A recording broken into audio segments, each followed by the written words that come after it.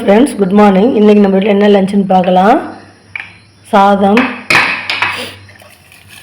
அப்படியே எல்லாருக்கும் எடுத்து வச்சிடலான்னு சொல்லிட்டு ஹாட் பாக்ஸ்லாம் மாற்றலை, குக்கர்லேயே வச்சுருக்கேன். எங்கள் 2 பேருக்கு எடுத்து வச்சுட்டு அடியில் இருக்கிற சாதத்தில் ரசம் போட்டு பிசைஞ்சு அவங்களுக்கு வைக்க போகிறேன். ஏன்னா இன்றைக்கி வந்து கத்திரிக்காய் போட்டு காரக்குழம்பு வச்சேன். அவங்க காரக்குழம்பு பிடிக்காது, அதனால் ரசம் சாதம் பிசைஞ்சு வச்சிடலான்னு இருக்கேன். ராத்திரி ரொம்ப முடியல. அப்போ என்ன முடிவு பண்ணியிருந்தேன், ரசம் வச்சு வெறும் கத்திரிக்காய் பொரியல் பண்ணலாம் முடிவு பண்ணேன். அப்புறம் திடீர்னு சரி இந்த மாதிரி குழம்பு வைக்கலாம், சட்னிக்கு அலையணும், அதனால் நம்ம குழம்பா வச்சலான்னு சொல்லிட்டு கத்திரிக்காய் காரக்குழம்பு வச்சேன். அப்புறம் சைட் டிஷ் வந்து கேரட் பொரியல் பண்ணேன். எங்கள் 2 பேருக்கு தான் கேரட் பொரியல். காரக்குழம்புக்கு இந்த கேரட் பொரியல் நல்லாயிருக்கும், ஆனால் ரசம் சாதத்துக்கு மேட்சாக இருக்காது. அதனால் ரசம் சாதத்துக்கு அவங்களுக்கு பொட்டேட்டோ சிப்ஸ் வச்சிடலான்னு இருக்கேன். அதுக்கப்புறம் இட்லி ஊற்றி வச்சுருக்கேன், 10 இட்லி தான் ஊற்றி வச்சுருக்கேன். அதுக்கப்புறம் வழக்கம் போல் ரசம் வச்சுருக்கேன். ரசம் வந்து ஒரு பெரிய கிண்ணத்தில் வச்சுருக்கேன். ஏன்னா அவங்களுக்கு சாதத்தில் ஊற்றி பிசைஞ்சு தரணும்ல, அதனால் பிசைஞ்சு கொடுத்துட்டு மீதி ரசம் நாங்கள் 2 பேரும் ஷேர் பண்ணி எடுத்துகிட்டு போயிடுவோம். இதுதான் இன்றைக்கி நம்ம வீட்டில் லஞ்சு. லஞ்செலாம் கட்டிட்டு பார்க்கலாம்.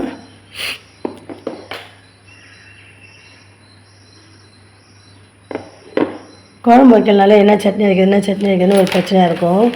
அதனால தான் நான் வந்து கத்திரிக்காய் வந்து காரக்குழம்பு வச்சுட்டேன். அவங்களும் எப்படி வெறும் ரசம் எடுத்துகிட்டு போவாங்க ஆஃபீஸ்க்கு அப்படின்னு சொல்லிட்டு குழம்பு வச்சுட்டு அதுக்கப்புறம் இந்த பொரியல் பண்ணேன்.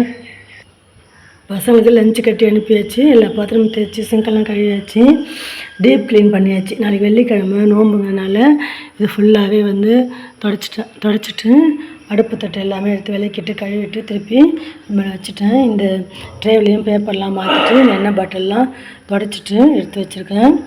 டிகாஷன் இல்லை, ஈவினிங் வந்தால் காஃபி குடிக்கிறதுக்காக டிகாஷன் போட்டு வச்சாச்சு. தண்ணி பாத்திரம் எல்லாமே விளக்கிட்டு புதுசாக தண்ணி போட்டாச்சு. தண்ணி சுட வச்சாச்சு. கொஞ்சம் மழை ஊற்றிட்டு நாளைக்கு சமைச்சிட்டு அவங்களுக்குலாம் கொடுத்து அனுப்பிச்சிட்டு திருப்பி விளக்கிட்டு புதுசாக தண்ணி ஊற்றி நோம்புக்கு செய்யணும். இந்த பக்கம் எல்லாமே வந்து தொடச்சிட்டேன், க்ளீன் பண்ணிட்டேன். எனக்குமே லஞ்செல்லாம் கட்டி வச்சாச்சு. கொஞ்சம் டீ போட்டு எடுத்துக்கிட்டேன். உடம்பு முடியல, தலைவலிக்குது, சளி ஜுரமாக இருக்குல்ல, டீ போட்டு எடுத்துக்கிட்டேன். இஞ்சி தட்டி போட்டு ஏலக்காய் போட்டு தண்ணி ஊற்றி வச்சுருக்கேன். அவங்களுக்குமே லஞ்சு கட்டி வச்சுருக்கேன். இதை எடுத்து வச்சுட்டு இந்த மேடையை மட்டும் துடைக்கணும், இந்த சைடு மட்டும் துடைக்கணும். இந்த சைடுமே லஞ்ச் பேக்கில் எல்லாத்தையும் எடுத்து வச்சுட்டு க்ளீன் பண்ணிவிட்டேன். இன்றைக்கி வந்து 10 இட்லி ஊற்றினேன்.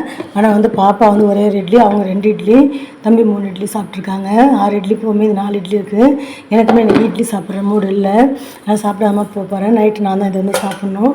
காரக்குழம்பு இருக்குது. இதுதான் இன்றைக்கி நம்ம வீட்டில் காலை வேலை. இது உங்களுக்கு பிடிச்சிருந்தால் லைக் பண்ணுங்கள், ஷேர் பண்ணுங்கள். அதுக்கப்புறம் பூஜை சாமான்லாம் எடுத்து ஒழிச்சு வச்சுட்டு க்ளீன் பண்ணி வச்சுட்டு பூஜை அறையெல்லாம் க்ளீன் பண்ணி தொடச்சி போட்டுலாம் வச்சுருக்கேன். ஈவினிங் வந்தால் பூஜை சாமான் இருக்கணும். தேங்க்யூ ஃப்ரெண்ட்ஸ், பாய்.